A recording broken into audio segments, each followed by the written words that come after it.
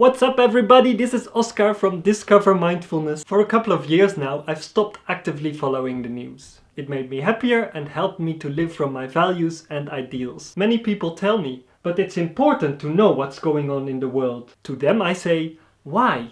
Why exactly is this important? At least 95% of the news stories are not going to affect your life in any meaningful way. Think about that for a minute. Do you really need to know there is a socio-economic crisis in Venezuela? Would it positively affect you or the world if you knew this? It's really interesting how we talk about the news.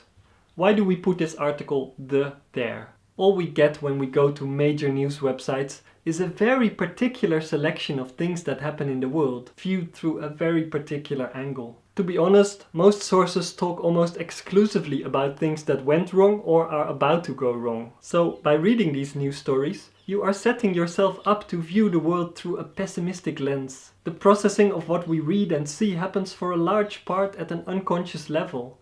And because of our innate negativity bias, we are almost inevitably affected by the somber lens through which the news portrays the world. When I follow the news too closely, I get a lot of depressed thoughts about the state of the world. I've observed that these thoughts are just causing misery for myself, without any positive effect on me or the world around me. They produce a sort of helplessness and overwhelmedness, a sense of wanting to give up, striving for the good even. And without following the news, I already know that the world has a lot of bad things going on.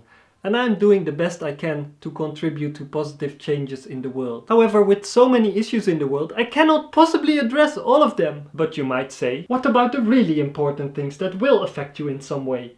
Like the new coalition agreement. Interestingly, these important things always have a way of trickling into my life. Someone makes a comment to me about it, or I read a headline in the supermarket, and if I find the topic is important to me, I will actively research it. Now, I'm not saying we should close our eyes to the suffering in the world.